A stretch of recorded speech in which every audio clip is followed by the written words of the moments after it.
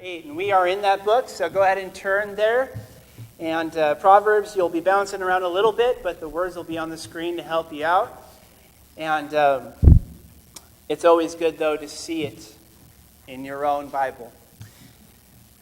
And the chapter that he read for us was all about wisdom. And wisdom was there in the creation of God.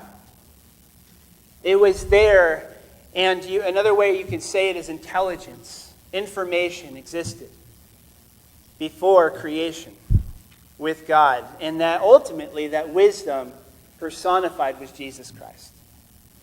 And today, as we venture through the book of Proverbs, we are going to take a look specifically at this concept, this topic of wisdom. And what I love about wisdom is that it's very practical. It doesn't deal with the ethereal, the theological, the deep, the transcendent. Wisdom deals with the day-to-day decisions that every one of us has to make. And we're going to see that very loud and clear, that what Proverbs has to say about the wise and the fool is just that. It's practical. And one thing I want to clarify. Last week we clarified that a proverb is not a promise, that it's a truism, that it's something that rings true. It's a principle that if you apply it, you're going to set yourself up toward success. It doesn't guarantee success, but then again, we need to redefine success from God's perspective. But today, I want to clarify that folly, when you talk about wisdom versus folly, like we're going to do today, that folly is not always sin, but it's always dumb. Okay? And sometimes we try and live our lives off of asking the question, is what I'm doing sin? In other words, does this pass the test? Can I get away with this? Is something bad going to happen to me if I do this? And we kind of flirt around the edges of the boundaries of sin, and we kind of look over the edge, get on one foot, and go, I'm still not sinning. I hope everything's going to work out. Rather than asking the question, is this sin or not, we should be asking the question, is this wise or not? Is this a smart decision or is this a foolish decision? Because the boundary lines for sin versus folly are much different. And you can do something that is foolish, but it's not sinful yet. But it's going to cause you bad consequences nonetheless.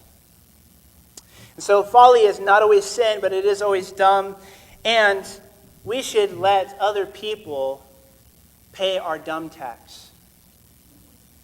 And what I mean by that is, as you live life, there's all these people around you, all these stories in the news, all these books and biographies, and then you read in the Bible, and you have all these different stories of people who did it right, people who did it wrong. And they're all examples, one way or the other. And when you read the negative examples, you should let other people pay your dumb tax. Learn from their mistakes. And that's what the book of Proverbs is about. It's wisdom passed on to us so that we don't have to pay our own dumb tax. And there's 3 myths that I want to shatter about wisdom. Wisdom does not come with age. Okay? Many people actually believe that, to get wisdom, you actually have to have experience in age. Newsflash, there are wise older people, and there are foolish older people. There are wise young people, and there are foolish younger people. Age does not equate wisdom. Secondly, intellect does not equate wisdom. And we even have a term for this. We have book smart versus street smart. And sometimes street smart has a bad connotation to it, that you kind of know about stuff that's going out on the street that other people that are living a good and decent life don't even bother with. But really what street smart really has to do with is you know how to do life. And the other person, they have a good, sense of learning, they have a good intellect, and they're smart. They can read a book, they can process the ideas, but they can't fix their car. They can't form a budget. They don't know the first thing about what to do in raising their kids or interpersonal relationships. That's street smart. Next, education and wisdom are not synonymous. In order to get wisdom, you don't go to school. Unless it's kind of the school of life, or unless your school is specifically going into God's Word. Because that's where we find wisdom. In the practical, everyday things of life. And so the big thought for the day comes in Proverbs 26:12. And it says, "Do you see a man wise in his own eyes? There is more hope for a fool than for him." In other words, if you get up, you look in the mirror, and you see yourself and you go, "Man, that is one wise person." You are done. You're gone. It's over. And so now let's dig in to the practicals of how this works out. And the first thing, believe it or not, that the Bible has to say about wisdom is get the right amount of sleep. Proverbs chapter 6, verse 6. "Go to the ant, you sluggard. Consider its ways and be wise. It has no commander, no overseer or ruler, yet it stores its provisions in summer and gathers its food at harvest. How long will you lie there, you sluggard? When will you get up from your sleep? A little slumber, a little folding of the hands to rest, and poverty will come on you like a bandit, and scarcity like an armed man." You know, the studies show that the average person actually doesn't get enough sleep. And I have kids, and so I understand that from now. But when I look back, I can vaguely remember my life without kids at this point. But what I remember is that I still didn't feel like I got enough sleep. But it's mostly what we do when we're awake. It's not that we're not awake enough to get things done. We're actually awake too much, they say. We should get more sleep. But when we're awake, what do we do with that? And most of us, earlier on in life, I remember I didn't get enough sleep because I was just basically staring at a screen way longer than I should. What are we doing when we're awake? You know, for those of you who have a job, 2 things that you can do that will set you apart from pretty much everybody at your work is you can show up early and stay late. That's it. Now, don't clock in early and clock out late. That'll cost your employer money, and he'll come after you. But if you set yourself apart by working hard, and when your shift starts, you're actually at your desk with your computer on, and everything's ready to go, and then when your shift ends, that's when you actually punch out and all that kind of stuff, your employer will notice that. And it's amazing how just being a little bit more alert, a little bit more diligent, a little bit more hardworking than the person next to you will set you apart to those who are watching. So get the right amount of sleep. Easy enough, right? Not so much. Next thing he talks about is learning. Learning. Proverbs 1:7. "The fear of the Lord is the beginning of knowledge, but fools despise wisdom and discipline." Fools are not ambitious about learning. And you know what's interesting about a fool is that they can be around somebody who is brilliant, somebody who has tons of experience, tons of wisdom in a certain area, and they'll never ask them one question about what they do. Instead, they'll keep the subject on last night's game or what's going on in the news. It's something that's completely unrelated. They'll walk away from being with this incredible person and not have learned a thing. Not have grown at all. And wouldn't even notice it. A wise person will take note of who it is that they're surrounded by. And they'll be honest about their strengths and their weaknesses. and they'll realize what the strengths and weaknesses of the people that they come in contact with, and they'll glean from the knowledge, from the wisdom, from the experience, from the strengths of somebody else until they become theirs. That's a smart person. And if you're really smart, you're really wise, when you know you're going to have an appointment with somebody who has strengths in a certain area, you'll take the time and actually write down questions. You'll actually think about what can I learn from this person, and what can I glean from this person, and you'll think it through ahead of time. So you have kind of a game plan. You don't even waste the time that you're with them. You're not trying to think of stuff off the top of your head or just see where the conversation goes. You're ready to learn. The next thing that kind of goes along with learning is discernment. And in Proverbs 14:15, he says, "A simple man believes anything, but a prudent man gives thought to his steps." A fool will believe anything. And in the age of the internet, you are at a severe disadvantage because there's a lot of stuff out there that isn't true.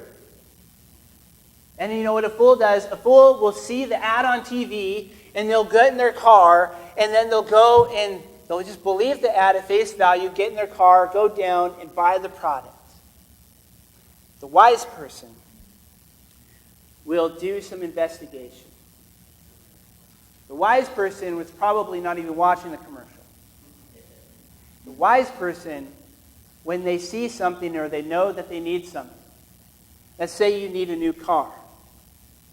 And so they'll go to their budget, see what they can afford, and then they'll go and they'll think through some models that they're looking at, and they'll think through some people who have those models of cars, and they'll ask them, how's it been treating you? Have you been taking it to the mechanic? How much money do you spend? How much gas mileage does it get? Is it a good, reliable car? Can your whole family fit in it? All sorts of different questions. They'll investigate. They'll use discernment. And then they'll make the decision. The next thing that he talks about is friends. He says in Proverbs 13:20, "He who walks with the wise grows wise, but a companion of fools suffers harm." There's a saying for this too. Show me your friends and I'll show you your future.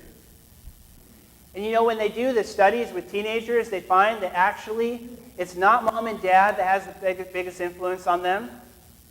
It's not their coaches, their teachers. It's not the people at the club that they go to. It's their friends. And their friends put the pressure on them. Their friends influence them. Their friends give them the ideas, good and bad. And their friends are going to determine in a large part what the direction that they're going to go in. Now, your child may be a natural leader. Your child may influence the others in the crowd. They may be the one that's steering the ship. But you need to watch out for who your friends are. It is very true that your friends will determine your future. And as a parent, I have to just say that if you aren't invested in who your kids' friends are, then you're asking for disaster in their life. And hopefully, before you even get to the point where you have to say, you know what, I don't really think that one's a good one for you to have as a close friend. I know you guys may, talk in class. I know you may kind of hang out at school a little bit, but in terms of outside of school and who your close circle of friends there, I don't think this is a good decision. Hopefully, before you've gotten to that point, you've instilled character within them. You've talked to them about biblical principles, and you've been able to talk about friendship, what being a true friend is really about, what they should be looking for in a friend, who they should be as a friend. So that when it gets to that point, your kids are already looking and screening and scanning themselves, and they're making wise decisions. And then when it comes down to the point where the kid comes home with your friend and you kind of scan them out, and then you realize, you know what, I don't think this is a good choice, then your kid will have a much better chance of understanding where you're coming from. And this doesn't mean that we can't have non-Christian friends. I mean, you hear me all the time talking about how important and integral it is for us to have influence with those who don't believe. That we should be praying for them, that we should be engaging in life with them, we should be looking for opportunities to invite them and share with them what God's doing. But there's a difference between evangelistic relationships and close, intimate friendships. There's a difference between evangelistic relationships and the person that you're dating, the person that you're going to get married to, the person you're going to go into business with. When you get into those kind of relationships, you should be headed in the same direction, coming from the same worldview. You should be able to be comfortable even going to church together. It's a good litmus test. Show me your friends and I'll show you your future. The next thing he talks about is rebuke. Proverbs 9:8 says, "Do not rebuke a mocker or he will hate you. Rebuke a wise man and he will love you. A mocker resents correction. He will not consult the wise." Proverbs 15:12. You know, one way that you can tell a wise person from a fool is how they receive correction.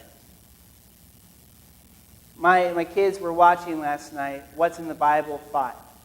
And for those of you who don't know, What's in the Bible is made by the same guy who made VeggieTales, and they're endeavoring to go through the entire Bible in a way that speaks to kids. And they definitely speak to kids. It's real fun, but it's also really, really deep. And this particular one was contrasting the kings of Israel. And it was talking about Saul, David, and Solomon. And really the way that it came down, the way they compared those guys to each other is the question, what do you do when you've done something that's wrong? Saul made excuses. And he just kind of got defensive and he made excuses, never changed. Solomon kind of just avoided the issue, pretended like nothing ever happened, and that he was way too important to even acknowledge it. David, he confessed his sins, he admitted he was wrong, and he repented. He changed. And then he even wrote it down in Psalm 51 for us. And that's the difference. And even last night I was able to talk with Noah after something happened. And he was kind of starting to get defensive and a little bit angry that we were confronting him on it. And I said, Noah, do you want to be like Solomon? Or do you want to be like David? And he said, oh, I'm sorry.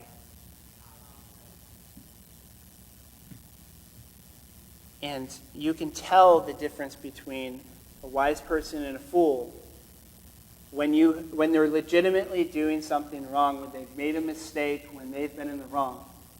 When you confront them, do they get defensive, angry, avoid the issue, just avoid you altogether? Or do they admit it, they ask you to pray with them, and say, can you help me make the right decision? That's rebuke. The next one is caution. Proverbs 14:16. A wise man fears the Lord and shuns evil, but a fool is hot-headed and reckless. A fool is somebody who takes way, way too many risks. And most of them are completely unnecessary. It's the person that you see who gets some money and then they go to the casino and they drop a whole lot on a gamble, a risk. Somebody who gets into a very risky financial investment, business venture, friendship, gets a motorcycle when they don't really know how to ride. It's that kind of person. They take risks that are unnecessary. The wise person, it's not that you don't take risks. The Bible will call us to take risks. God will call you to step out of your comfort zone. The difference between a wise person and a fool on this one is that they take calculated risks. They know what they're getting into before they get into. They know that God's behind them and what they're going to do. And they've sought counsel like we talked about last week. They've done the research. They've thought it through. They've talked with their spouse. And they're ready to make the move. And when they make it, they stick it through. They're ready to make the move. The Bible, and many times we find ourselves on one end or the other. We either let fear keep us from taking the risk, or we're so free and ready to take the risk that we're not smart. And the Bible says, don't be afraid, but don't be foolish. Make a calculated risk and be wise. And the last one is change. Change. Proverbs 22:3. A prudent man sees danger and takes refuge, but the simple keep going and suffer for it.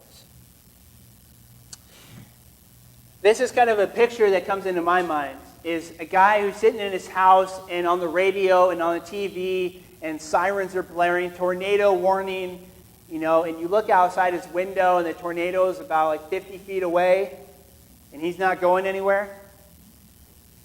The news has come. You are going to get blown away. I'm not going anywhere. I'm not changing a thing. I'm going to stick right here. I'm going to continue doing exactly what I have been doing, even though this is not working, even though disaster is on its way. I'm going to stay right here. I read an article on Yahoo a while back. It was entitled, "The World's Oldest Man Dies in Montana at 114. And they interviewed this guy. Obviously, they interviewed him before he passed away.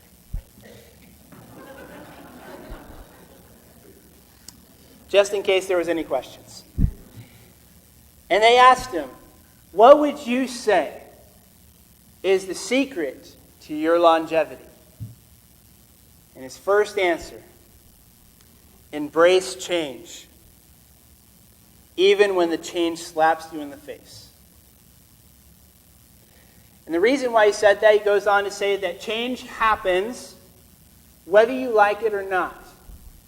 And unless you've been in a coma for a while, you've realized that change happens. Everything in your life is changing. In fact, our own physical bodies are not the same after we leave this service as when we came in. Don't get too scared about that. But the fact is that change happens. And I've been told that there's two kinds of pain that you can deal with. There's the pain of change,